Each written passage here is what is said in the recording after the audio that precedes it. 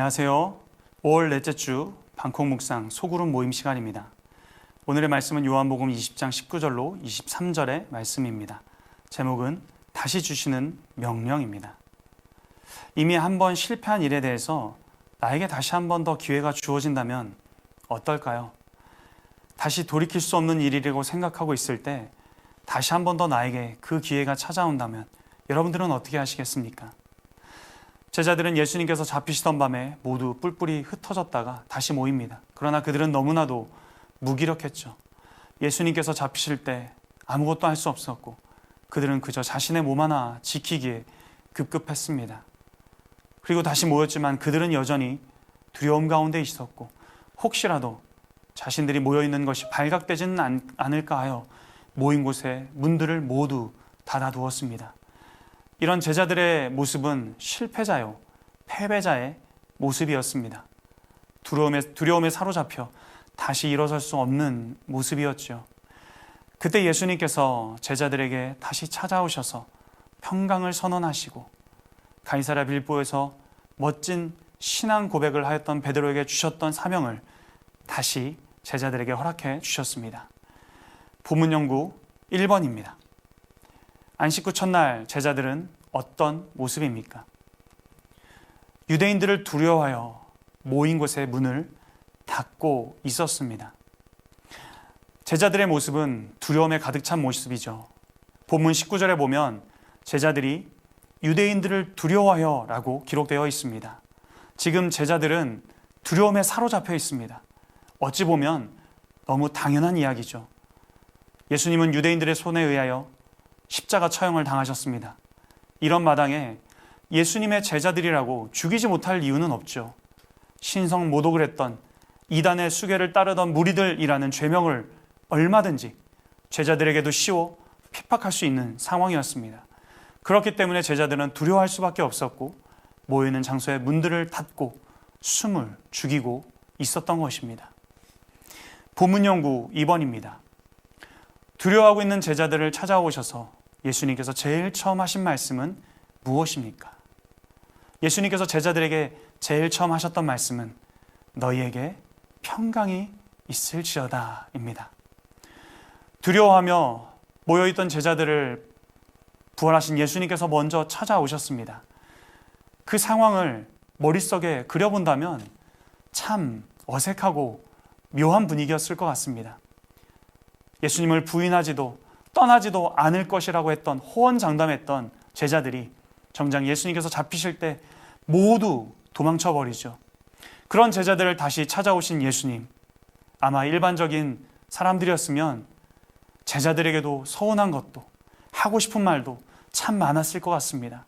그런데 예수님께서는 제자들을 향하여 너희에게 평강이 있을지어다 라고 말씀하십니다.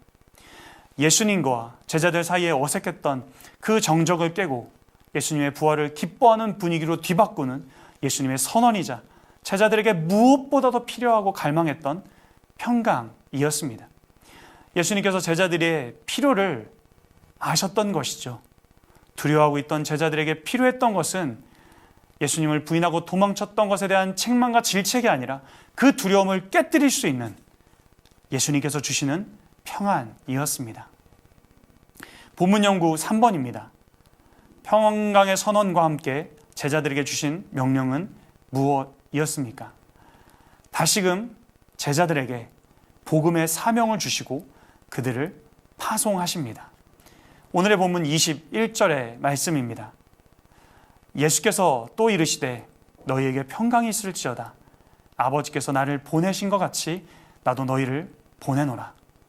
이미 실패했던 제자들에게 다시금 사명을 주시고 그들을 사역의 자리로 보내십니다. 이미 실패했고 자신의 미천을 드러낸 이들에게 다시금 일을 맡긴다는 것은 쉬운 일이 아니죠.